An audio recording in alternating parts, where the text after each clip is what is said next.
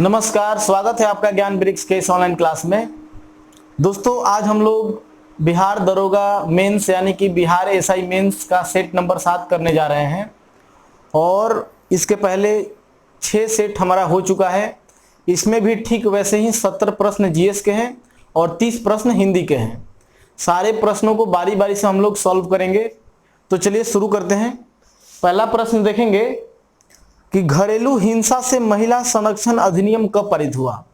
देखिए दोस्तों, घरेलू हिंसा से बचने के लिए, महिलाओं को बचाने के लिए सरकार द्वारा एक अधिनियम लाया गया था 2005 में। तो इसे याद रखिएगा, बहुत ही महत्वपूर्ण है। ये अधिनियम लाया गया था 2005 में, लेकिन इसे पूर्ण रूप से 2006 में लागू किया गया था। तो 1 का आंसर हो जाएगा बी, 2005। आगे बढ़ते हैं। 2 नंबर, एओ ह्यूम की जीवनी किसके द्वारा लिखी गई थी। एओ ह्यूम कौन थे? कांग्रेस के संस्थापक थे। उन्हें father of Indian national Congress भी कहा जाता है। तो एओ ह्यूम की जीवनी मतलब उनका बायोग्राफी एक व्यक्ति ने लिखा था। उनका नाम क्या है? उनका नाम है डब्ल्यू वेडरबर्न। और डब्ल्यू वेडरबर्न कांग्रेस के 5वें अधिवेशन में अध्यक्ष भी रहे थे, 6ठे अधिवेशन में। तो इसे याद रखिएगा, डब्ल्यू वेडरबर्न को एक बार अध्यक्ष भी बनाया गया है कांग्रेस का। तो आंसर 2 का ए बिल्कुल सही है। आगे बढ़ते हैं। 3 नंबर, 3 है कि अंग्रेजों की सहायक गठबंधन। सहायक गठबंधन का मतलब क्या? कि सब्सिडियरी अलायंस या सहायक संधि बोलते हैं। तो अंग्रेजों की जो सहायक संधि है, उस नीति का पहला शिकार कौन हुआ? देखिए, एक व्यक्ति का नाम सुने होंगे। 1798 में, 1798 में लॉर्ड वेलेस्ली का शासन काल आता है और लॉर्ड वेलेस्ली लागू करता है इस तरीके का नियम कि हम रक्षा करेंगे आपका जो राज है वो हमारी सैनिक होगी और वो सैनिक का पेमेंट आप करेंगे। इस तरीके से आप पढ़ेंगे कभी कि सहायक संधि क्या थी, हिस्ट्री में मैं बता दूंगा, तो पता चलेगा कि ये सारी की सारी रची गई किसके द्वारा है? तो लॉर्ड वेलेस्ली के द्वारा। तो आंसर इसमें क्या हो जाएगा? ये सबसे पहला इसका शिकार बना था हैदराबाद। 1798 में हैदराबाद के निजाम ने ही सबसे पहले इसे एक्सेप्ट किया था। तो आंसर 3 का बी बिल्कुल सही है। आगे देखेंगे। 4 नंबर, चौगान को पोलो भी बोलते हैं। चौगान खेलते समय घोड़े से गिरने के कारण किसकी मृत्यु हो गई थी?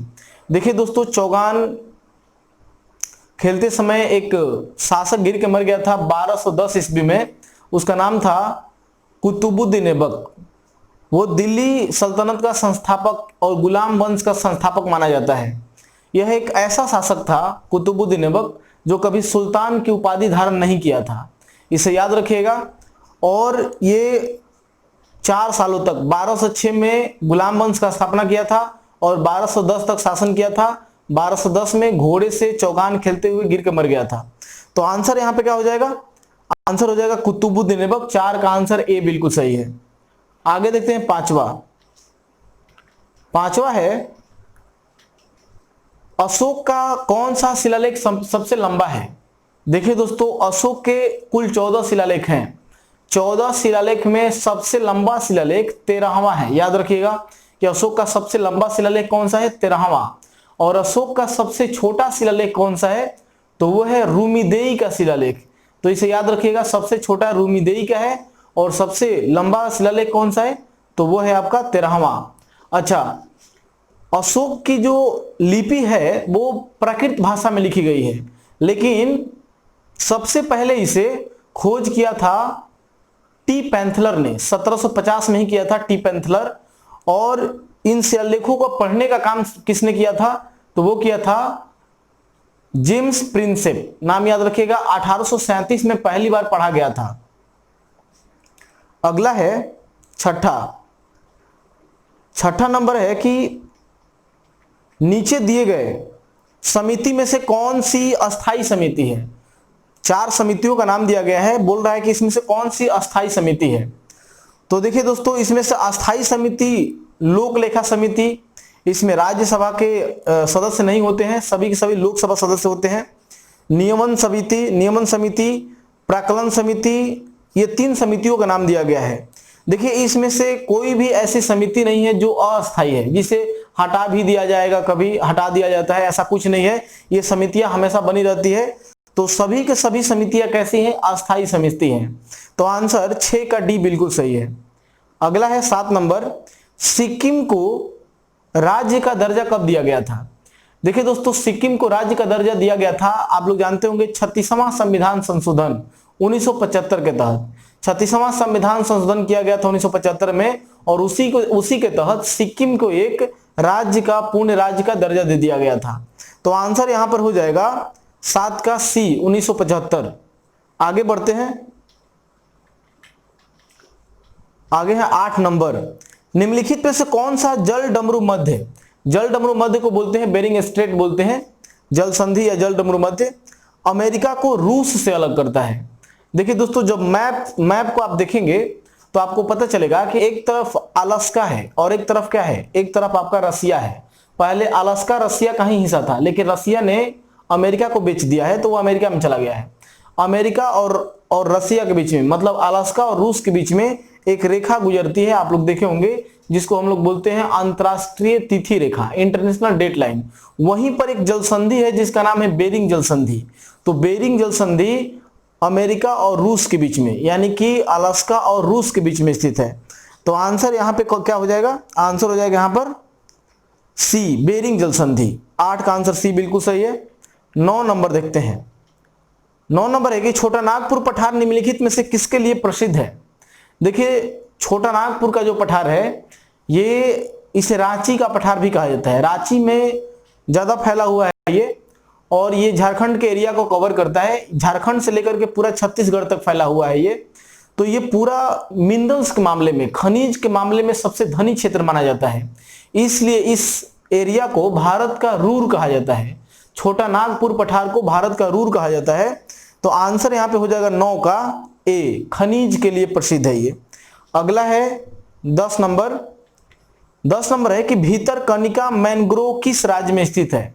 देखिए दोस्तों, मैंग्रोव का मतलब क्या? कि जहां पर सदाबहार, दलदली स्थानों में जो पेड़ पौधे पाए जाते हैं वो मैंग्रोव होते हैं। तो मैंग्रोव का जो क्षेत्र है, मतलब भीतरकनिका मैंग्रोव, वो कौन से राज्य में है? तो ये पड़ता है उड़ीसा में। इसे याद रखिएगा, इसे कागज का वो बना करके, बंद करके उसको पॉकेट में रख लीजिए, ये पूछा जाता है, बहुत ही महत्वपूर्ण है ये भीतरकनिका है, इसे याद रखेंगे, ये उड़ीसा में पड़ता है। आगे बढ़ेंगे, भीतरकनिका नेशनल पार्क है। 11 नंबर, निम्नलिखित में से किसने फिनिक्स फार्म की स्थापना की थी? देखिए दोस्तों, एक बात याद रखिएगा, गांधी जी द्वारा 2 फार्म का स्थापना किया गया था। एक टॉल्स्टॉय फार्म का स्थापना किया गया था और एक फिनिक्स फार्म का स्थापना किया गया था। गांधी जी ने 1904 में फिनिक्स फार्म का स्थापना किया था और 1910 में लियो टॉल्स्टॉय के नाम पर टॉल्स्टॉय फार्म का स्थापना किया था। कभी कभी ऐसे ही पूछ दिया जाता है कि गांधी जी किस व्यक्ति से ज्यादा प्रभावित थे, तो वो थे लियो टॉल्स्टॉय, नाम याद रखिएगा। अच्छा, ये दोनों के दोनों फॉर्म कहां स्थापित किए गए थे? तो ये दोनों अफ्रीका में स्थापित किए गए थे। तो इसे याद रखना है, बहुत ही महत्वपूर्ण है। तो ये किसके द्वारा स्थापित किए गए? तो गांधी जी द्वारा स्थापित किए गए। आंसर 11 का ए बिल्कुल सही है। अगला है 12 नंबर। 12 नंबर है कि बनी ठनी नामक प्रसिद्ध पेंटिंग है, एक प्रकार का पेंटिंग है, बनी ठनी पेंटिंग का नाम रखा गया है, बड़ा ही प्रसिद्ध है ये। और ये बिहार ही नहीं, ये पूरे भारत में और भारत से बाहर भी ये जा चुका है। तो ये बहुत ज्यादा प्रसिद्ध है। तो ये पूछ रहा है कि बनी ठनी नामक प्रसिद्ध चित्रकृति किस चित्रकला से संबंधित है? तो ऑप्शन में 4 देख ही रहे होंगे आप, तो याद रखेंगे किशनगढ़ शैली। किशनगढ़ बिहार में पड़ता है, एक जिला है, तो उस शैली से संबंधित है। आंसर यहाँ पे 12 का ए बिल्कुल सही है, किशनगढ़ शैली। एक बात मैं आपसे बता देना चाहता हूं कि बीपीएससी के लिए मैं एक बैच स्टार्ट कर रहा हूं, बिहार पब्लिक सर्विस कमीशन के लिए। तो अगर आपके कोई ऐसे होंगे जो पढ़ना चाहते हैं, या आप ही लोगों में से कोई पढ़ना चाहता है, तो आप जरूर जुड़ सकते हैं उससे। आगे देखते हैं 13 नंबर, इनमें से कौन सा अंडमान और निकोबार द्वीप समूह को मिलाकर भारत की तटीय रेखा की लंबाई कितनी है? अच्छा, मतलब ये बोला जा रहा है कि अगर अंडमान निकोबार को भी मिला दिया जाए तो भारत की कुल तटीय रेखा की लंबाई कितनी होगी? देखिए दोस्तों, ये इंडिया है इधर से देखिए, ये भारत का दक्षिण भाग का हिस्सा है। तो समुद्र में, समुद्र से लगा हुआ क्षेत्र यही है ना, यहां से लेकर के पूरा यहां तक। तो ये एरिया यहां से लेकर के यहां तक सिर्फ कितना है, 6100 किलोमीटर। मतलब अगर पूछा जाएगा कि भारत की मुख्य भूमि की कुल तटीय लंबाई कितना है, तो आंसर होगा 6100 किलोमीटर। लेकिन अगर इसमें लक्षद्वीप, इस लक्षद्वीप के क्षेत्र को भी जोड़ लिया जाए और अंडमान निकोबार के किनारे को भी जोड़ लिया जाए इसको, अब आइलैंड है तो द्वीप का तो किनारा होगा ही ना, इसको भी जोड़ लिया जाए तो कुल मिलाकर के 7516.6 किलोमीटर एग्जैक्ट होता है। इतना आप 7500 किलोमीटर भी याद रख सकते हैं, इतना होता है एग्जैक्ट। तो इसमें ऑप्शन में दिया है, हाँ 7517 किलोमीटर दिया है, लगभग 7517 किलोमीटर हो जाएगा। तो आंसर यहां पर बी बिल्कुल सही है, 13 का आंसर बी सही है। आगे देखते हैं 14 नंबर। 14 बोल रहा है कि बाबा बुदन पहाड़िया किस राज्य में स्थित है। देखिए दोस्तों, बाबा बुदन की पहाड़ी पड़ता है कर्नाटक में। देखिए, दो पहाड़ियों का नाम जरूर याद रखिएगा, बाबा बुदन और ब्रह्मागिरी की पहाड़ी। वहीं पर पड़ता है कुद्रेमुख, कर्नाटक का जो लौह अयस्क का केंद्र है वहीं पड़ता है, कर्नाटक में ही इसी पहाड़ी में पड़ता है। तो ब्रह्मागिरी और बाबा बुदन की पहाड़ी वहीं याद रखिएगा, बहुत ही महत्वपूर्ण है। और ये भी खनिज के मामले में समृद्ध माना जाता है कर्नाटक एरिया में। तो आंसर यहां पे क्या हो जाएगा। अच्छा, एक बात और याद रखेंगे कि लोहे का सबसे शुद्धतम जो अयस्क है, नाम है उसका मैग्नेटाइट, वो यहीं पर पाया जाता है। तो 14 का आंसर सी बिल्कुल सही है। अगला है 15। 15 है एक विश्व का सबसे बड़ा निर्यातक बंदरगाह है जिसका नाम है न्यू कैसल। तो यहां पूछा जा रहा है कि न्यू कैसल बंदरगाह ये कहां पड़ता है, किस देश में पड़ता है। याद रखेंगे ये ऑस्ट्रेलिया में पड़ता है। आंसर 15 का बी बिल्कुल सही है। 16 नंबर देखेंगे, किलिमंजारो पर्वत किस देश में स्थित है। किलिमंजारो पर्वत जो है ज्वालामुखी पर्वत है। तो किलिमंजारो पड़ता है अफ्रीका में। कहां पड़ता है, अफ्रीका में पड़ता है। और अफ्रीका में ये पूरे अफ्रीका की सबसे ऊंची चोटी भी है। एक मृत ज्वालामुखी पर्वत का उदाहरण है। ज्वालामुखी 3 प्रकार का होता है, एक सक्रिय होता है, एक सुसुप्त होता है, एक मृत होता है। तो ये मृत ज्वालामुखी का उदाहरण है, अफ्रीका में है। आंसर याद रखेंगे। तो आंसर यहां पे क्या हो जाएगा, आंसर होगा अफ्रीका का एक देश। अच्छा, चारों देश अफ्रीका का ही दिया गया है। तो इसमें देखिए तंजानिया में है, याद रखिएगा तंजानिया। इसे भी कागज के पैकेट में बंद करके रख लीजिए। आंसर 16 का बी बिल्कुल सही है, तंजानिया। 17 देखेंगे, चुची सागर कहां पर स्थित है। देखिए दोस्तों, आप कभी पढ़ेंगे कि इंटरनेशनल डेट लाइन जो है, अंतरराष्ट्रीय तिथि रेखा, वो कहां से होकर गुजरती है। तो आपको पता चलेगा कि आर्कटिक सागर, चुकी सागर, चुकी सागर मतलब चुक्ची बोलते हैं उसे, बेरिंग सागर और प्रशांत महासागर। तो ये जो सागर दिया गया है, ये सागर आर्कटिक सागर में ही पड़ता है। तो आंसर यहां पर 17 का बी बिल्कुल सही है, आर्कटिक सागर। 18 नंबर है कि भारत में मिश्रित अर्थव्यवस्था का अर्थ क्या है। देखिए दोस्तों, मिश्रित खेती और मिश्रित अर्थव्यवस्था दोनों में अंतर है। मिश्रित खेती अगर पूछेगा तो मिश्रित खेती में आप कृषि के साथ पशुपालन भी कर सकते हैं। मिश्रित खेती में कृषि के साथ पशुपालन भी कर सकते हैं, उसे मिश्रित कृषि कहा जाता है। और ये जो बोल रहा है कि मिश्रित अर्थव्यवस्था क्या है, तो मिश्रित अर्थव्यवस्था में प्राइवेट और पब्लिक सेक्टर, मतलब करने का सरकारी और प्राइवेट दोनों का सह अस्तित्व से चलता है। तो आंसर यहाँ पे 18 का क्या हो जाएगा, ए बिल्कुल सही है, सार्वजनिक और निजी क्षेत्र का सह अस्तित्व। आंसर ए सही है। और भारत की अर्थव्यवस्था मिश्रित अर्थव्यवस्था है। अगला है 19 नंबर। 19 है कि पाक की खाड़ी किनके बीच है। देखिए दोस्तों, पाक की खाड़ी कहां है, पहले ये देख लीजिए। पाक की खाड़ी का नाम सुनते होंगे आप लोग। देखिए पाक की खाड़ी कहां है, ये श्रीलंका है, ये श्रीलंका है। ये जो हिस्सा देख रहे हैं ना आप, ये है मन्नार की खाड़ी। ये क्या है, मन्नार की खाड़ी। और ये क्या है, ये है पाक की खाड़ी। ये पाक की खाड़ी है और ये मन्नार की खाड़ी है। मन्नार की खाड़ी अरब सागर की तरफ है और पाक की खाड़ी बंगाल की खाड़ी की तरफ है। तो ये पूछ रहा है कि पाक की खाड़ी किन के बीच है। तो ऑप्शन में दिया हुआ है कच्छ की खाड़ी, खंभात की खाड़ी। तो खंभात की खाड़ी तो यहां पर है, तो होगा ही नहीं कभी। मन्नार की खाड़ी और बंगाल की खाड़ी, तो मन्नार की खाड़ी यहां पर है और बंगाल की खाड़ी यहां पर है। तो मन्नार की खाड़ी और बंगाल की खाड़ी, लक्षद्वीप और मालदीव, मालदीव यहाँ पर और लक्षद्वीप यहाँ पर। तो दोस्तों हो जाएगा आपका मन्नार की खाड़ी और बंगाल की खाड़ी में स्थित है कौन सा, पाक की खाड़ी। याद रखेंगे आंसर यहाँ पे हो जाएगा 19 का बी बिल्कुल सही है, 19 का आंसर बी बिल्कुल सही है। आगे बढ़ते हैं 20 नंबर, पुरी में रथ यात्रा किसके सम्मान में निकाली जाती है। पुरी जगन्नाथ मतलब जो पुरी जगन्नाथ में देव का मंदिर है वो उड़ीसा में आप जानते होंगे, वहां पे रथ यात्रा निकाली जाती है और मंदिर का जो द्वार होता है उसे कहा जाता है गोपुरम। ये याद रखिएगा, बहुत ही महत्वपूर्ण है। तो ये कौन से पुरी में रथ यात्रा जो निकाली जाती है किस देवता के सम्मान में निकाली जाती है, तो ये भगवान जगन्नाथ के सम्मान में निकाली जाती है। तो आंसर यहाँ पर 20 का बी बिल्कुल सही है। आगे देखते हैं 21 नंबर, राष्ट्रपति पर महाभियोग का आरोप संसद के किस सदन में लगाया जाता है। देखिए अगर आप राष्ट्रपति पर महाभियोग लगाना चाहते हैं, संसद के दोनों में से कोई भी सदन लगा सकता है, लोकसभा भी लगा सकता है, राज्यसभा भी लगा सकता है। कोई भी अगर सदन लगाता है तो इसके पहले राष्ट्रपति को 14 दिन पहले सूचना देनी पड़ती है कि आप पे महाभियोग लगाया जा रहा है। जो सदन शुरुआत करती है महाभियोग का वो 1/4 सदस्यों के हस्ताक्षर से उसे उसमें अपने सदस्यों में पारित करेगी।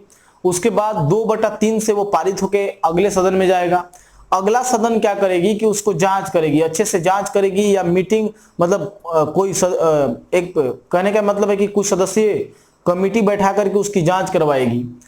और जैसे ही जांच में ये पता चलता है कि राष्ट्रपति सही में महाभियोग लगाने के योग्य है, तो क्या किया जाता है कि 2/3 सदस्यों से पारित करा दिया जाता है।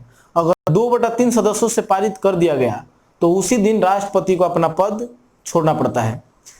आगे देखते हैं अगला है, तो इसमें आंसर हो जाएगा 21 का सी, संसद के किसी भी सदन द्वारा।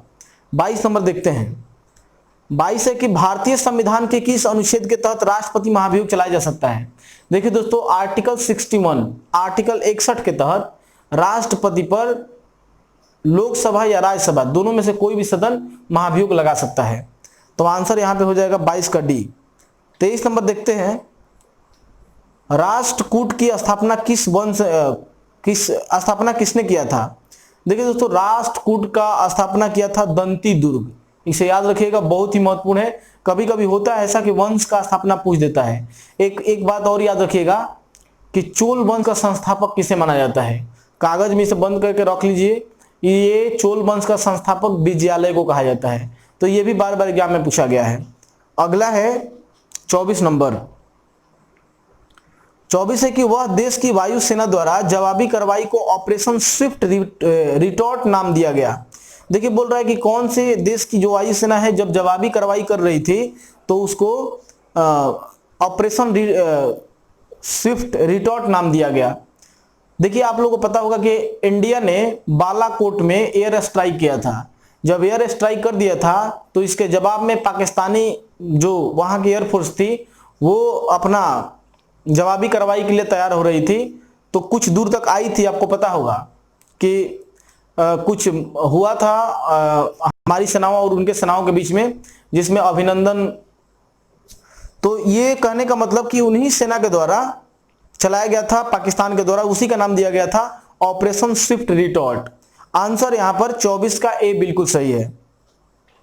अगला है 25 है कि ईसा पूर्व 6ठी शताब्दी में विश्व की प्रथम गणतंत्र व्यवस्था क्या थी। मतलब क्या यहां पे होगा कहां थी।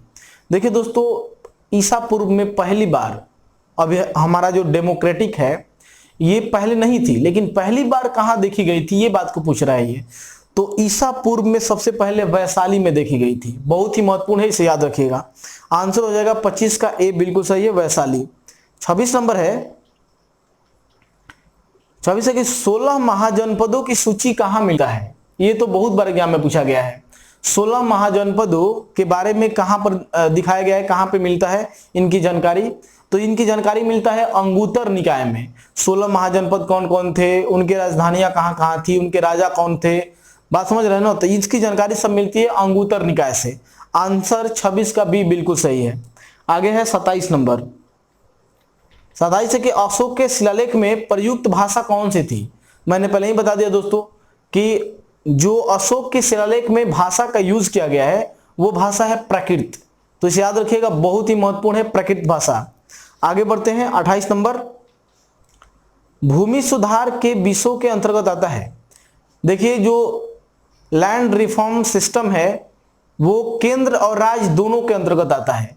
मतलब ये सूची का नाम पूछ रहा है कि कौन से सूची में। तो आप जानते होंगे कि भारत में नियम मतलब जो भी कानून है उनको कैसे डिवाइड किया गया है, डिसेंट्रलाइज किस तरीके से किया गया है। तो संविधान में एक अनुसूची है 7वीं अनुसूची। 7वीं अनुसूची में शक्तियों का विकेंद्रीकरण है। मतलब कुछ शक्तियां राज्य को दे दिया गया है, कुछ केंद्र को दे दिया गया है, कुछ दोनों को दे दिया गया है। तो उसे 3 सूचियों में बांट कर दिया गया है, प्रथम, द्वितीय, तृतीय। कैसे करेंगे, संघ सूची, राज्य सूची और समवर्ती सूची। तो इस तरीके से आप याद रखिएगा।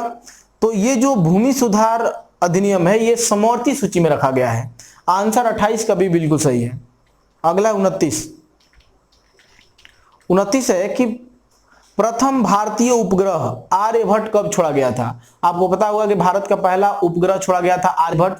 ये 19 अप्रैल 1975 को छोड़ा गया था। ये याद रखिएगा, बहुत ही महत्वपूर्ण है। 19 अप्रैल 1975 को और रूस के कॉस्मोड्रोम से छोड़ा गया था।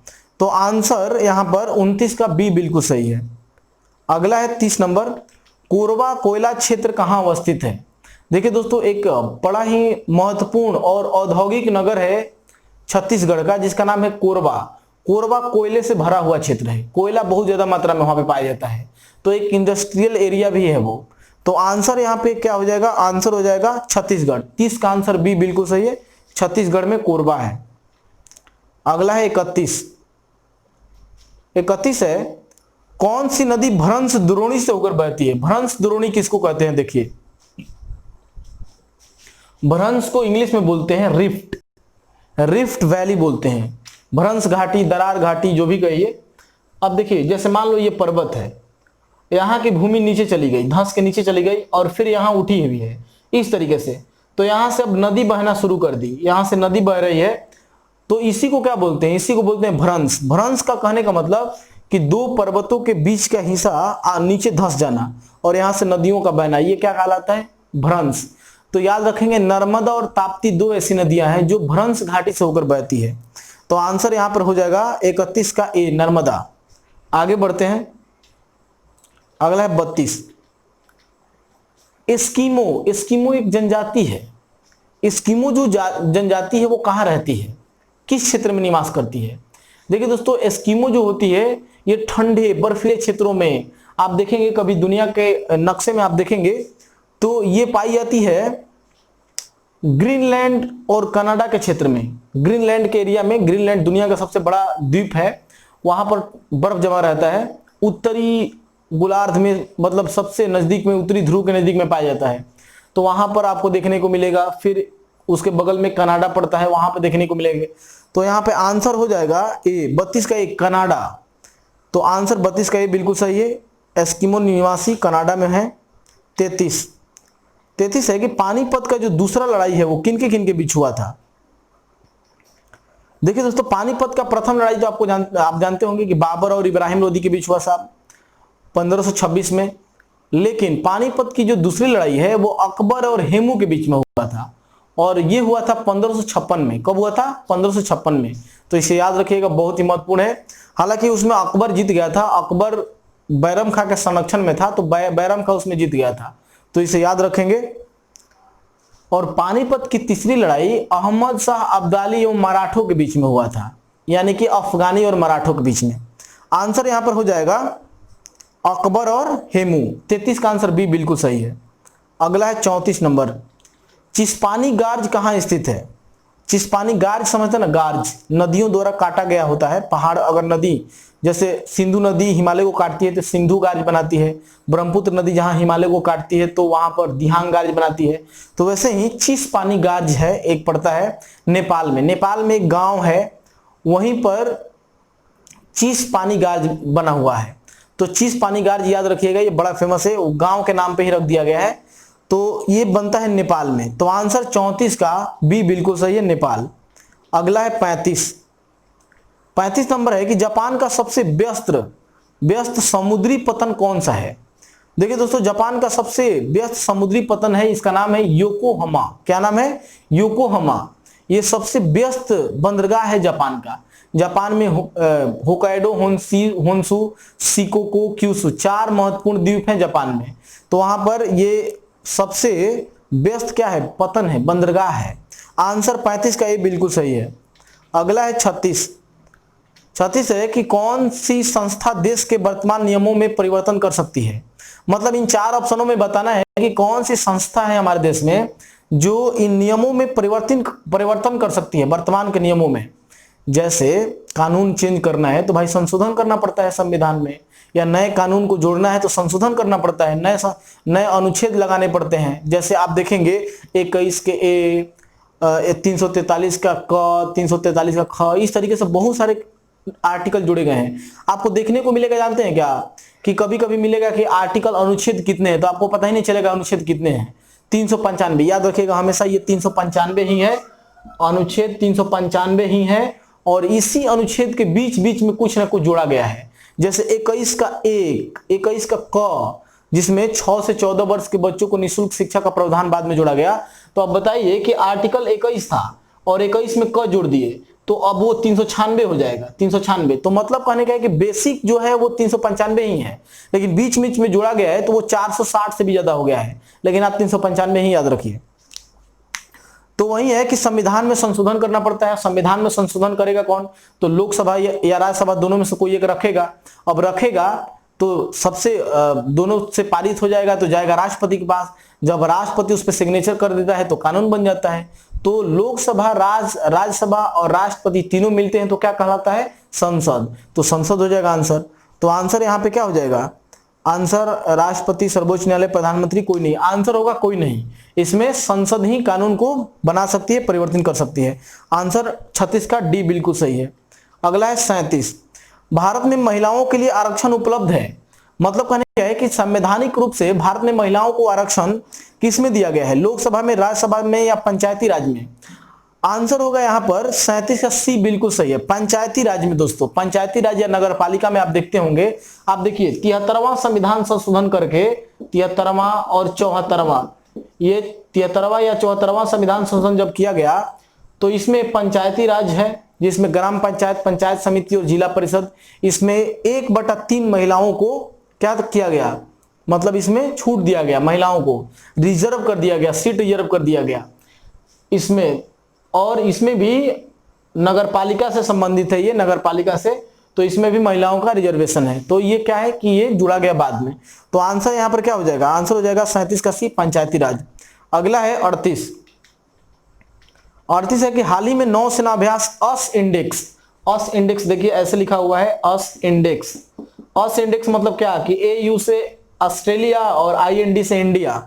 मतलब कहने का है कि अस इंडेक्स भारत और किस देश के बीच में संपन्न हुआ है? तो इंडिया और ऑस्ट्रेलिया के बीच में। आंसर यहां पर क्या हो जाएगा? आंसर हो जाएगा 38 का ए।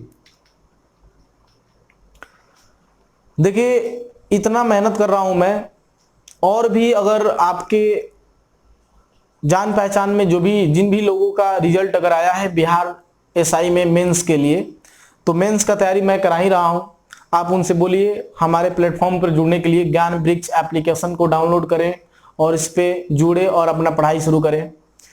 आगे देखते हैं, अगला है 39 नंबर कि उत्तर प्रदेश राज्य की सीमा कितने अन्य राज्यों को स्पर्श करती है। देखिए दोस्तों एक बात याद रखिएगा कि उत्तर प्रदेश जो है ना, यूपी सबसे ज्यादा राज्यों को टच करता है, 8 राज्यों को। कितने राज्यों को? 8 राज्यों को।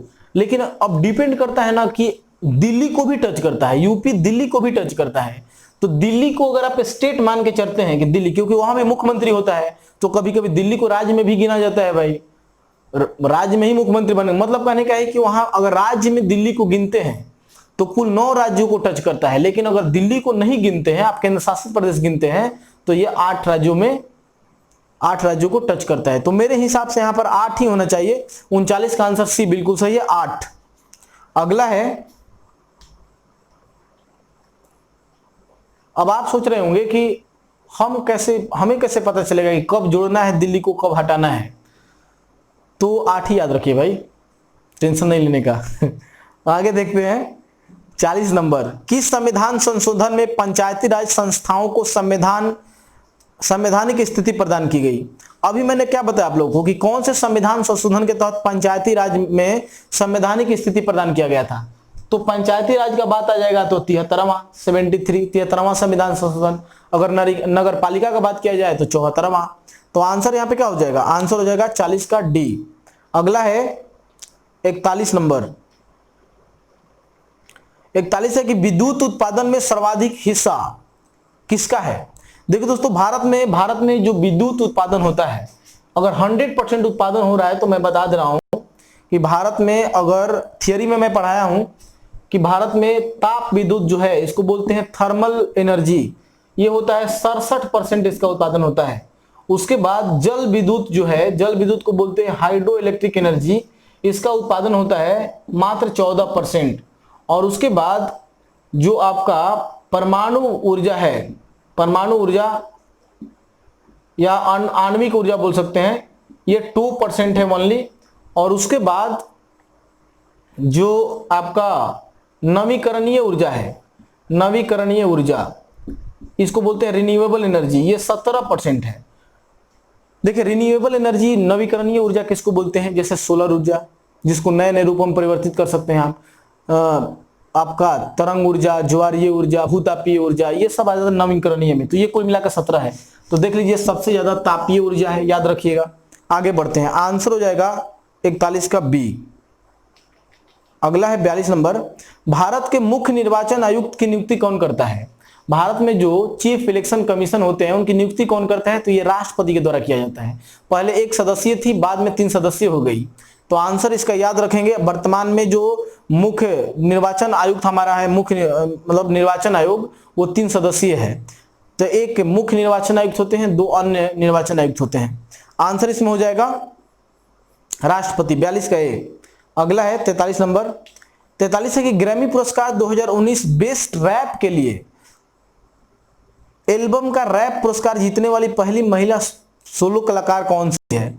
इनका नाम ही याद रखिएगा, रैपर कार्डी बी इनका नाम है। इसका आंसर हो जाएगा 43 का बी, रैपर कार्डी बी। अगला है 44।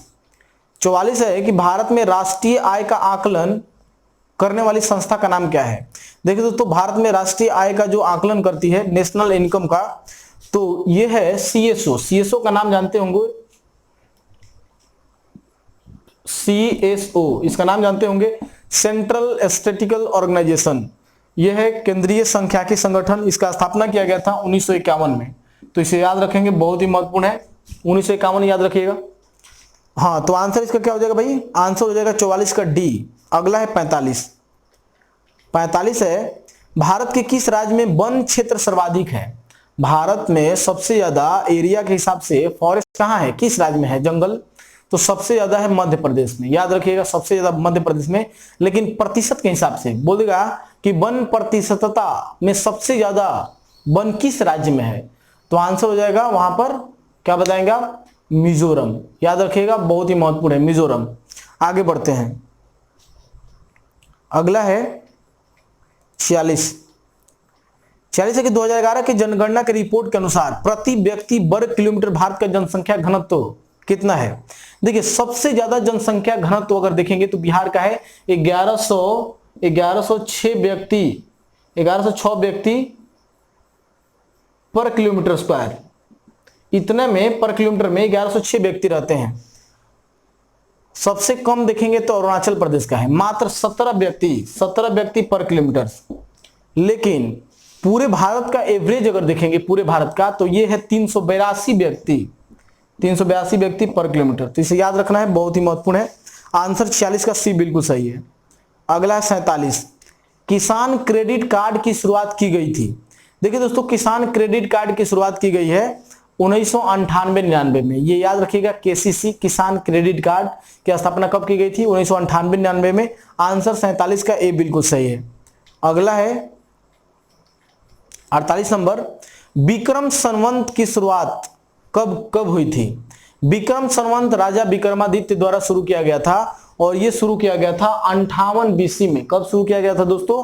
58 बीसी में। तो इसे याद रखना, ये 58 BC में शुरू किया गया था। और एक है शक संवत, ये है विक्रम, ये विक्रम है, और एक शक संवत है। शक संवत शुरू किया गया था 78 ईस्वी में, 78 ईस्वी में, शक संवत 78 ईस्वी में, और विक्रम संवत 58 BC में। तो इसे याद रखेंगे, बहुत ही महत्वपूर्ण है। ये कनिष्क के द्वारा शुरू किया गया था और ये राजा विक्रमादित्य द्वारा शुरू किया गया था। तो आंसर इसमें हो जाएगा आपका 58 तो ऑप्शन में दिया ही नहीं है, इसका मतलब 57 दिया है और कोई नहीं तो दिया नहीं है। तो आंसर यहाँ पे 48 का C हो जाएगा, 57। एक साल इधर उधर चलता है इसमें, ईसा पूर्व का बात है ना। आगे देखते हैं। अब देखिए बात यह है ना कि अब मान लो आपसे पूछा जाएगा कि पृथ्वी का जन्म कितना साल पहले हुआ था, तो मान लो कहीं दे देगा 450 करोड़ वर्ष पहले, या ऐसे दे देगा कि 4.5 अरब साल पहले, ऐसे दे दिया।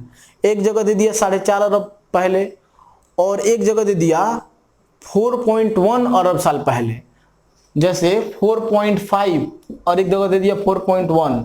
अब ये ऑप्शन में आपको नहीं मिल रहा है कहीं भी, तो आपको यही मारना पड़ेगा ना, क्योंकि एग्जैक्ट तो 4.5 है। अब एग्जैक्ट तो होता नहीं है, तो जितना पीछे जाएंगे उतना कम लगता है। जैसे एक साल इधर पीछे रहेगा तो कोई दिक्कत नहीं है। आगे बढ़ते हैं। 49, 15वें वित्त आयोग का अध्यक्ष कौन होगा? 15वें वित्त आयोग के अध्यक्ष कौन बनेंगे दोस्तों? तो ये होंगे NK सिंह, इसे याद रखिएगा, NK सिंह। 13वें के थे विजय केलकर, 14वें के YB रेड्डी, और 15वें के NK सिंह। आंसर 49 का C बिल्कुल सही है। आगे देखते हैं 50 नंबर। 50 है, किस तत्व की कमी को पूरा करने के लिए कीट भक्षी पौधे कीड़ों का भक्षण करते हैं? देखिए दोस्तों, कीट भक्षी पौधे जो होते हैं, जैसे पिक्चर प्लांट जो होता है उसको घटपर्णी बोलते हैं हिंदी में, घटपर्णी। वो क्या करता है, ऐसे उसका मुंह रहेगा ऐसे, और जैसे ही कोई कीट इसमें आएगा, कोई कीट, तो उसको बंद करके खा के खाना अपना और मुंह फिर खोल लेगा। तो मतलब कहने का ये है कि वो उससे क्या प्राप्त करता है, तो उससे प्राप्त करता है नाइट्रोजन। तो नाइट्रोजन उसे वहां से प्राप्त हो जाती है। आंसर हो जाएगा 50 का A। 51 नंबर देखेंगे, आलू का कौन सा भाग खाने योग्य होता है? देखिए दोस्तों, आलू का कौन सा भाग खाते हैं? तो आप देखिए, हल्दी हो गया, आलू हो गया, प्याज हो गया, ये सब जो होता है ना, केसर हो गया, ये सब का हम तना खाते हैं। तो आंसर यहाँ पे क्या हो जाएगा? आंसर 51 का C बिल्कुल सही है। 52 नंबर है, पेशी थकान के लिए निम्नलिखित में से कौन उत्तरदायी है? देखिए दोस्तों, पेशी में अगर थकान हो रही है, मतलब मांसपेशियों में थकान होती है आपको, तो आप समझिए कि लैक्टिक एसिड का जमाव हो रहा है। तो ये लैक्टिक एसिड के चलते ही हमारे शरीर में थकावट महसूस होती है, लगेगा कि थक गए हैं। आप एक काम करिएगा, कभी ज्यादा दही खा लीजिएगा। ज्यादा दही खाएंगे तो आपको लगेगा बहुत ज्यादा थक गए हैं, दर्द टाइप का करेगा आपका पैर, ये सब, मतलब ज्यादा खाने के बाद, क्योंकि लैक्टिक एसिड होता है दही में। तो आंसर यहाँ पे क्या हो जाएगा? आंसर यहाँ पे हो जाएगा 52 का D, लैक्टिक एसिड। अगला है 53 है कि निम्नलिखित में से किसे मराठा का मैकियावेली कहा जाता है? देखिए दोस्तों, मराठा का मैकियावेली कहा जाता है नाना फडणवीस को। ये याद रखिएगा, मराठा का मैकियावेली किसे कहा जाता है? नाना फडणवीस को। आंसर 53 का A बिल्कुल सही है। अगला है 54 नंबर। 54 नंबर है कि नटराज की कांस्य मूर्ति जो है, नटराज किनको बोलते हैं? नटराज शंकर जी को बोलते हैं। आप देखेंगे शंकर जी का जो होता है पैर ऐसे रख के जो मूर्ति होती है उनकी, उन्हें बोला जाता है नटराज। तो नटराज की जो मूर्ति होती है ना, वो बोल रहा है कि किस वंश से संबंधित है? आप जानते होंगे कि जो चोल वंश के लोग थे वो शैव का ज्यादा मत रखते थे, मतलब शिव जी को ज्यादा मानते थे। तो उन्हीं राजा में से स्थापना करवाया था नटराज मूर्ति का, राज प्रथम जिसका नाम था। तो आंसर यहाँ पे हो जाएगा 54 का A, चोल वंश से संबंधित है। अगला है 55 है कि अमोघ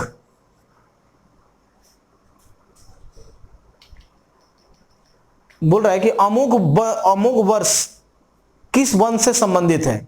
देखिए दोस्तों, अमोघ वंश जो है, इसमें एक चीज याद रखिएगा कि अमोघ वर्ष एक व्यक्ति का नाम है, शासक का नाम है।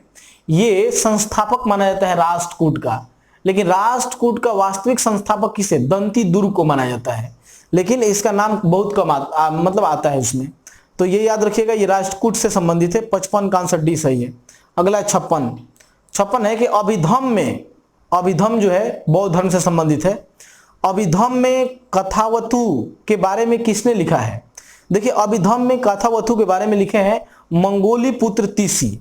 मंगोली पुत्र तीस कौन थे? ये इन्होंने तीसरा बौद्ध संगीति का अध्यक्षता किया था। पहले बौद्ध संगीति का अध्यक्ष था महाकश्यप, दूसरे का सापाकामी, तीसरे को मतलब मंगोल पुत्र तीसी किए थे, और चौथे का किए थे वसुमित्र या वत्स्यायन। तो ये जो व्यक्ति है ये तीसरे बौद्ध संगीति के मतलब अध्यक्ष रहे हैं। आंसर 56 का सी बिल्कुल सही है। अगला है 57। 57 है कि central food technological research institute कहाँ है? तो इसे आपको बताना है कि central food technological research institute कहाँ है। तो ये पड़ता है मैसूर कर्नाटक में। अरे केंद्रीय भोज्य पदार्थ जो है उसके रिसर्च अनुसंधान संस्थान कहाँ है? तो ये पड़ता है मैसूर में। अगला है 58। कुषाणों ने किसके सिक्के चलवाए थे? देखिए दोस्तों कुषाणों के बारे में अगर आप पढ़ेंगे तो आपको मिलेगा कि कुषाणों ने सबसे ज्यादा शुद्ध सोने के सिक्के चलवाए थे। लेकिन यहां पे पूछा जा रहा है कि कुषाणों ने किसके सिक्के चलवाए? तो उन्होंने चांदी के भी सिक्के चलवाए थे, तांबे के सिक्के भी चलवाए थे, और सोने के सिक्के भी चलवाए थे। तो आंसर यहां पे क्या हो जाएगा? आंसर हो जाएगा उपयुक्त सभी। 58 का डी सही है। 59 नंबर देखेंगे, भारतीय रिजर्व बैंक द्वारा भारत में अधिकृत प्री पेमेंट इंस्ट्रूमेंट प्रकार है। भारतीय रिजर्व बैंक के द्वारा अधिकृत किया गया एक प्री पेमेंट इंस्ट्रूमेंट है, वो किस प्रकार का इंस्ट्रूमेंट है? मतलब वो बंद सिस्टम है, अर्ध बंद सिस्टम है, ओपन सिस्टम है। देखिए ये सभी प्रकार का है, बंद सिस्टम भी है, अर्ध बंद सिस्टम भी है, और ओपन सिस्टम भी है। 59 का आंसर बी सही है, इसमें बताने के लिए कुछ है नहीं। 60 नंबर देखिए, 60 है कि दलहनी पौधे जो होते हैं, दलहनी पौधे किससे संबंधित हैं? देखिए हर पौधा का एक कुल होता है। जैसे आपसे पूछ देगा कि गेहूं किस प्रकार का है, तो अनाज ग्रेमिनी कुल का है। इसी तरीके से क्रूसीफेरी, लेग्यूमिनी, इस टाइप के पौधे होते हैं। तो जो दलहनी पौधे होते हैं ना वो होते हैं लेग्यूमिनी, और लेग्यूमिनी का मतलब होता है दलहनी। तो ये लेग्यूमिनी पौधे को होते हैं। आलू जो होता है ना सोलेनेसी पौधे, सोलेनेसी कुल का होता है। तो आंसर याद रखेंगे, 60 का आंसर सी बिल्कुल सही है। अगला है 61। ट्रांसफर का मुख्य कार्य क्या है? देखिए दोस्तों ट्रांसफर नहीं होगा, ट्रांसफार्मर होगा। वहां पे ट्रांसफार्मर कर लीजिएगा। ट्रांसफार्मर का मुख्य काम क्या है? तो देखिए ट्रांसफार्मर को हमेशा याद रखिएगा कि ट्रांसफार्मर हमेशा AC टू AC में कार्य करता है। AC टू AC मतलब AC वोल्टेज को हाई या लो करेगा, मतलब AC वोल्टेज को अप या डाउन करता है। स्टेप अप ट्रांसफार्मर में लगेगा तो स्टेप अप करेगा, स्टेप डाउन में लगेगा तो स्टेप डाउन करेगा। मतलब कि AC वोल्टेज को ही ये घटाता बढ़ाता रहता है। तो आंसर इसमें क्या हो जाएगा? DC वाला तो कोई होगा नहीं, तो ये 3 में DC लगा है। ऑप्शन सी में AC वोल्टेज को स्टेप अप डाउन करना, तो सही है, AC वोल्टेज को अप डाउन करता है। अगला है 62। किस देश को वन्य प्राणियों की विविधता के कारण बहुत विशाल चिड़ियाघर कहा जाता है? देखिए दोस्तों आप लोग नाम सुने होंगे, जायरे नाम सुने, कांगो वन का। कांगो वन जो जायरे में पड़ता है, वहां पर जो वन है, जंगल है, वो मतलब इतना ज्यादा हरा भरा है वहां पर कि वो बहुत ज्यादा जैव विविधता का एक केंद्र ही माना जाता है। इसलिए उसे पूरे विश्व का सबसे बड़ा विविधता के मामले में चिड़ियाघर का संज्ञा दिया जाता है। तो आंसर यहाँ पे क्या हो जाएगा? जायरे। 62 का आंसर सी सही है। 63। ब्रिटिश कोलंबिया स्थित सुलेमान खान विश्व का सबसे बड़ा भंडार है, किसके उत्पादन के लिए? देखिए दोस्तों ब्रिटिश कोलंबिया स्थित सुलेमान खान जो है ये जस्ता और सीसा के उत्पादन के लिए सबसे ज्यादा माना जाता है, सबसे ज्यादा फेमस है। सीसा और जस्ता को जुड़वा खनिज कहा जाता है, याद रखिएगा, बहुत ही महत्वपूर्ण है। जुड़वा खनिज सीसा और जस्ता को कहा जाता है। आगे बढ़ते हैं 64 नंबर। 64 नंबर है, बक्सर की लड़ाई ईस्ट इंडिया कंपनी द्वारा किसके साथ लड़ी गई थी? देखिए दोस्तों बक्सर की लड़ाई 22 अक्टूबर 1764 को हुआ था, और 1764 में एक तरफ 3 लोग थे और एक तरफ अंग्रेजी सेना के लोग थे। तो एक तरफ आपका मीर कासिम था, उसके बाद शाह आलम द्वितीय और सुजाउद्दौला। तो ये 3 लोग एक तरफ थे और एक तरफ अंग्रेजी सेना। तो इसमें मीर कासिम का ही मुख्य नाम आता है, क्योंकि यही बंगाल की गद्दी से भाग के गया था वहां शाह आलम द्वितीय से मिलने, क्योंकि शाह आलम द्वितीय उस समय मुगल शासक था। तो आंसर यहाँ पे 64 का ए बिल्कुल सही है। अगला है 65, मुस्लिमों के लिए अलग मतदाता दल के लिए कांग्रेस अधिवेशन को जाना जाता है। देखिए दोस्तों, मुस्लिमों के लिए मतदाता दल अलग तो 1909 के मार्ले मिंटो सुधार में ही मिल गया था, लेकिन कांग्रेस इसे एक्सेप्ट नहीं कर पा रही थी। कांग्रेस ने इसे लखनऊ अधिवेशन में एक्सेप्ट किया 1916 में। जो एक व्यक्ति थे रमेश चंद्र मजूमदार, उनके अध्यक्षता में अधिवेशन हुआ था, उसमें इसको एक्सेप्ट किया गया था। तो आंसर यहां पे हो जाएगा सी, 65 का आंसर सी सही है, लखनऊ अधिवेशन 1916। अगला है 66, निम्नलिखित में से किस वायसराय की हत्या उनके कार्यकाल के दौरान की गई थी। देखिए दोस्तों, आप जानते होंगे कि एक व्यक्ति थे लॉर्ड मेयो, नाम जानते होंगे, और लॉर्ड मेयो गए थे अंडमान निकोबार में घूमने के लिए, तो उनको चाकू से मार करके हत्या कर दी गई थी। तो इनके कार्यकाल के दौरान हत्या कर दी गई थी। 66 का आंसर ए बिल्कुल सही है। अगला है 67 नंबर, पृथ्वी की सतह से तुल्यकाली उपग्रह की ऊंचाई कितनी होती है। ये तो याद ही कर जाइएगा, जनरली कभी कभी पूछ दिया जाता है। तुल्यकाली उपग्रह जो होते हैं उनको जियो सिंक्रोनस सैटेलाइट बोला जाता है। ये यहां से लेकर के 36,000 किलोमीटर ऊंचाई पर होते हैं। तो आंसर 67 का ए सही है। अगला है 68 नंबर, अमेरिका प्रौद्योगिकी कंपनी गूगल ने 6 मार्च 2019 को किस देश में बोलो नामक नया मोबाइल ऐप जारी किया गया। अभी हाल ही में तो 2019 की बात है, भारत में ही बोलो ऐप लॉन्च किया गया था। तो याद रखिएगा, बोलो मोबाइल ऐप जारी किया गया था। आंसर क्या हो जाएगा इसमें, आंसर हो जाएगा ये पूछ देता है कि बोलो ऐप किसके द्वारा लॉन्च किया गया, तो गूगल के द्वारा किया गया था, याद रखिएगा। 68 का आंसर बी बिल्कुल सही है। 69 नंबर, 69 है कि सार्वजनिक क्षेत्रों के बैंकों के व्यापक विलय के बाद सरकारी बैंकों की संख्या कितनी रह गई है। देखिए दोस्तों, अभी वर्तमान में जब सारे बैंकों को विलय कर दिया गया है तो कुल बैंकों की संख्या मात्र है 12, मतलब 22 बैंक थे कुल सरकारी, और 22 में से 10 बैंकों को मिला दिया गया, कुल मिलाकर के हो गए कितने, 12।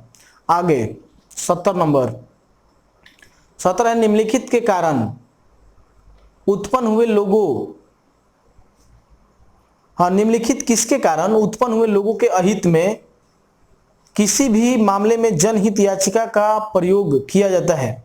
देखिए दोस्तों, जनहित याचिका बोलते हैं पब्लिक इंटरेस्ट लिटिगेशन, PIL कहा जाता है। PN भागवती द्वारा लाया गया था, ये याद रखिएगा, पूछा जाता है। तो ये देखिए, अगर आप किसी भी प्रकार की, इसमें सारा कानून आ जाता है, जैसे किसी भी प्रकार के सार्वजनिक कर्तव्यों को अगर आप भंग करते हैं, जो सारे पब्लिक के लिए ये है, अगर उसको आप बिगाड़ना चाहते हैं तो वहां पर आपके अहित में एक जनहित याचिका लाया जाता है। तो आंसर यहाँ पर 70 का ए बिल्कुल सही है। 71 नंबर है कि पाप पुण्य, अब यहां से हिंदी शुरू हो जाती है, देख लेते हैं जल्दी जल्दी। पाप पुण्य कौन सा समास है। देखिए दोस्तों, मैंने बताया था कि 2 शब्द जब अधूरे हो जाए को हटाने के बाद, मतलब जैसे माता पिता, पति पत्नी, डोर बाल्टी, ये सब होता है, तो कहने का मतलब ये है रुपया पैसा, वैसे ही ये भी है पाप पुण्य, तो ये एक साथ ही आएंगे जब भी आएंगे। तो कहने का मतलब ये है कि पाप पुण्य में कौन सा समास होगा, तो ऐसे समास कौन से होते हैं, द्वंद्व समास होते हैं, इसे याद रखना है। अगला है 62 नंबर, 62 है नीलकंठ, नीला कंठ वाला अर्थात शिव। तो कहने का मतलब ये है कि वैसा नीला कंठ हो जिसका, अर्थात शिव, क्योंकि उन जहर पीने से उनका कंठ कैसा हो गया था, नीला हो गया था। तो यानी कि तीसरे व्यक्ति की ओर इंडिकेट करता हो, तो वो हम लोग क्या कहेंगे, उसे बहुब्रीहि कहेंगे, याद रखिएगा। आगे बढ़ते हैं 73 है कि प्रतिदिन में कौन सा समास है। देखिए दोस्तों, इसमें दोनों पद प्रधान होते हैं, प्रति और दिन। प्रति अगर हटा दीजिएगा तो दिन का कोई मतलब नहीं रह जाएगा, दिन हटा दीजिएगा तो प्रति का कोई मतलब नहीं रहेगा। तो इस प्रकार के समास को हम लोग बोलते हैं अव्ययीभाव समास से। तो आंसर हो जाएगा 73 का डी बिल्कुल सही है। 74 नवयुवक। तो देखिए, नवयुवक कहने का मतलब क्या है, जैसे इस टाइप का आपको वर्ड मिलेगा जो आश्चर्यजनक लगे, जैसे लंबोदर, तो इस टाइप के जो वर्ड होते हैं, कमल नयन, आपका नवयुवक, तो ये सब कैसा समास होता है, तो ये सब हो जाता है कर्मधारय। कैसा होता है, कर्मधारय। अगला है 75। 75 समास कितने प्रकार के होते हैं? तो भैया समास 6 प्रकार के होते हैं। कुल समास 6 होते हैं। आप देख लीजिए, तत्पुरुष होता है, अव्ययीभाव होता है, कर्मधारय होता है, द्विगु होता है, द्वंद्व होता है, और एक कौन छूट रहा है? बहुब्रीहि। आगे देखते हैं, अगला है 76। 76 है तुम जा रहे हो। यह कौन सा काल है? तुम जा रहे हो मतलब क्या? अभी जा रहे हो, तो अभी जा रहे हो तो क्या वर्तमान काल हो जाएगा। तो आंसर हो जाएगा 76 का ए, वर्तमान काल। अगला है 77। 77 गोल विशेषण है। गोल मतलब क्या? गोलाकार। गोलाकार एक क्या है? गोलाकार जो है एक प्रकार का गुणवाचक विशेषण है, तो इसे याद रखिएगा, गोलाकार एक गुण है। आंसर 77 का सी सही है। अगला है 78। आप कौन सा सर्वनाम है? तो देखिए, आप निश्चयवाचक तो होगा नहीं, अनिश्चयवाचक भी नहीं होगा। आपका मतलब क्या? पर्सनली बात किया जा रहा है, ये निजवाचक होगा। तो आंसर यहां पे हो जाएगा 78 का सी। 79 नंबर है, सोना कौन सा संज्ञा है? आप जानते होंगे जिसे नापा या तोला जा सकता है, उसे कौन से संज्ञा में रखते हैं हम लोग? तो द्रववाचक संज्ञा। तो आंसर हो जाएगा 79 का सी, बिल्कुल सही है, द्रववाचक संज्ञा। अगला है 80। 80 की ईमानदारी कौन सा संज्ञा है? देखिए दोस्तों, ईमानदारी में क्या झलकता है? भाव झलकता है। तो ईमानदारी में भाव झलकता है, तो ये भाववाचक संज्ञा है। कैसा संज्ञा है? भाववाचक। आंसर 80 का बी बिल्कुल सही है। 81 नंबर है, फूल कौन सा संज्ञा है? देखिए दोस्तों, फूल कह दिया है। अगर ऐसे बोलता गुलाब का फूल तो अंतर हो जाता। फूल कह दिया है, इसमें मतलब पूरे जितने फूल होते हैं सबका ये सबको संज्ञा दे रहा है, सबको बता रहा है। इसका मतलब ये पूरे जाति का बोध करा रहा है, तो जातिवाचक संज्ञा हो जाएगा। लेकिन अगर गुलाब का फूल, कमल का फूल कहता है तो क्या हो जाता है? ये व्यक्तिवाचक। तो आंसर यहाँ पे हो जाएगा जातिवाचक। आंसर 81 का बी बिल्कुल सही है। 82।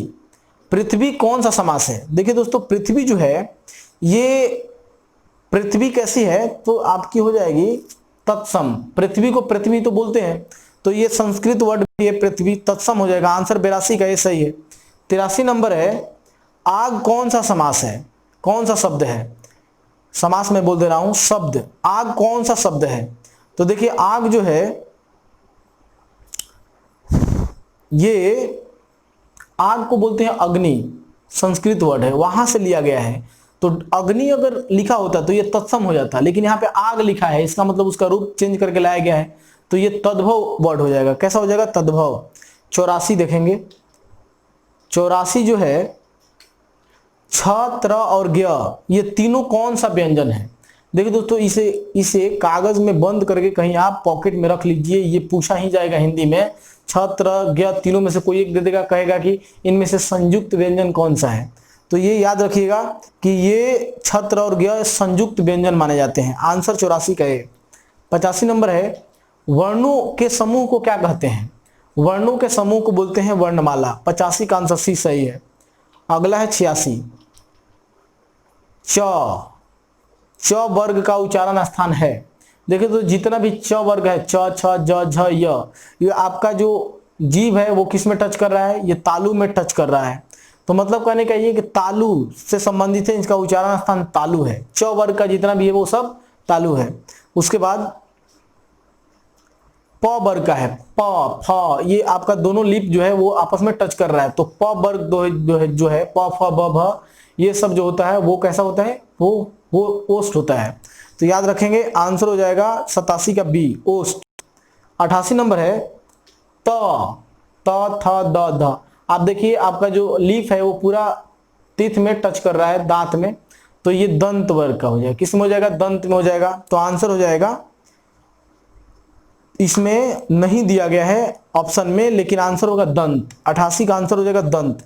89 नंबर है, मुख्य रूप से चांद पर राहु भी धोखा खा गया, पंक्तियों में कौन सा अलंकार है?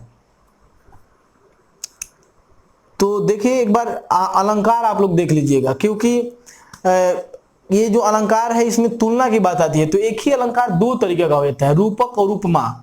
तो इसमें थोड़ा सा दिक्कत हो जाता है। मुझे लगता है कि जिसकी तुलना अगर किसी चीज से की जाती है उसमें रूपक अलंकार होता है, तो इसमें मेरे हिसाब से रूपक होना चाहिए। एक बार आप थोड़ा देख लेंगे।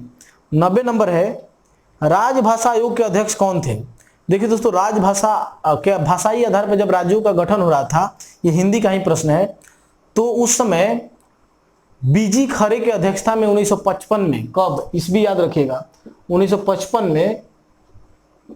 1955 में एक राज्य भाषा आयोग का गठन किया गया था। तो अध्यक्ष का नाम जरूर याद रखिएगा, बीजी खेर या बीजी खरे। तो आंसर हो जाएगा 90 का ए। 91, नवनीत शब्द का सही अर्थ क्या है? देखिए दोस्तों, नवनीत शब्द का सही अर्थ होता है मक्खन, याद रखिएगा, बहुत ही महत्वपूर्ण है। 92 नंबर है कि प्राचीन का विलोम शब्द क्या होता है? प्राचीन मतलब होता है पुराना, और इसका एकदम विलोम हो जाएगा अवार्चीन। क्या होगा? अवार्चीन। तो आंसर 92 का बी सही है। अवार्चीन मतलब एकदम नया नया। तो 92 का आंसर बी सही है। 93 का होता है मनुष्यता का विपरीत शब्द क्या है? देखिए दोस्तों, मनुष्यता का मतलब क्या? ह्यूमैनिटी, एकदम आप में मतलब दया, करुणा, ये सब हो। लेकिन इसका सीधे उल्टा हो जाएगा बर्बरता। बर्बरता मतलब क्या? कि बर्बर तरीके से आप, मतलब जंगली टाइप का। आंसर 93 का ये सही है। 94 के भारतीय संविधान में हिंदी को क्या कहा गया है? देखिए दोस्तों, भारतीय संविधान में हिंदी को कहा गया है राज्यभाषा या मातृभाषा। तो इसे आंसर क्या हो जाएगा यहाँ पर? 94 का बी सही है। हमारी कोई राष्ट्रभाषा नहीं है, याद रखिएगा, हिंदी हमारी राष्ट्रभाषा नहीं है, ये राज्यभाषा है, नहीं तो मातृभाषा है। तो 94 का बी सही है। 95 है कि अमीर खुसरो ने किसके विकास में अग्रणी भूमिका निभाई है? देखिए दोस्तों, अमीर खुसरो जो है ये सबसे ज्यादा अग्रणी भूमिका निभाए हैं खड़ी बोली में, और खड़ी बोली ही बाद में क्या हो गया? हिंदी हो गया। तो आंसर यहाँ पे हो जाएगा 95 का सी, खड़ी बोली हिंदी ही है। अगला है 96। त्रिपुरा की भाषा राजभाषा कौन सी है? देखिए दोस्तों, त्रिपुरा में पहले की जो त्रिपुरा जो क्षेत्र था वो सिर्फ त्रिपुरा नहीं था, पूरा का पूरा जो नॉर्थ ईस्ट इंडिया का क्षेत्र था, पूरा त्रिपुरा के एरिया तक बांग्लादेश को लेते हुए उस पूरे क्षेत्र में कुकबोरो भाषा बोली जाती थी। वहां की राज्य भाषा बन गई बाद में। आंसर यहां पर हो जाएगा 96 का बी। 97 जो है शुद्ध शब्द बोल रहा है। शुद्ध शब्द क्या है? देखिए 97 में कवित्री का शुद्ध शब्द बताना है। देखिए कवित्री आप VVI कर लीजिएगा, ये आता है एग्जाम में, कवित्री, कवित्री, इसे याद रखिएगा, बहुत ही महत्वपूर्ण है। कवित्री ऐसे लिखा जाता है। आंसर इसका 97 का बी सही है।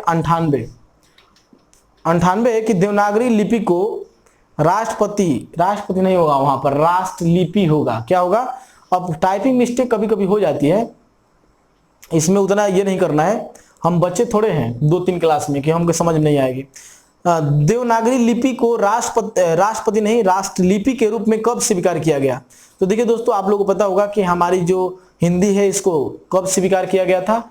तो ये राजभाषा के रूप में स्वीकार किया गया था 14 सितंबर 1949 को, इसलिए हिंदी दिवस 14 सितंबर को मनाया जाता है। आंसर 98 का ए सही है। 99 है कि निम्नलिखित में से कौन से प्रेमचंद की रचना है? प्रेमचंद का नाम सुनोगे आप लोग, तो किताब का नाम भी आप लोग के एग्जाम में आएगा हिंदी में, तो मैं करा दूंगा, चिंता करने की जरूरत नहीं है। इसमें से एक दिख रहा होगा पंच परमेश्वर, बड़ा फेमस है। आंसर 99 का ए बिल्कुल सही है। अगला है 100 है कि तिमिर का विलोम शब्द क्या है? तिमिर मतलब क्या होता है? तिमिर मतलब होता है अंधेरा। तिमिर मतलब होता है अंधेरा, और इसका जो विलोम शब्द है ये कौन सा है? तो इसका मतलब हो जाएगा प्रकाश। तो आंसर 100 का क्या हो जाएगा? 100 का आंसर ए हो जाएगा, प्रकाश। तो ठीक है, हमारा ये जो 7 नंबर सेट था ये पूरा समाप्त हुआ। और फिर से मैं एक बार बता देना चाहता हूं कि Bihar public service commission BPSC के लिए बैच स्टार्ट होने जा रही है, तो जिन्हें भी अगर पढ़ना होगा उनसे आप बता दीजिएगा। ठीक है, बाकी मिलते हैं नेक्स्ट वीडियो में, तब तक के लिए बाय।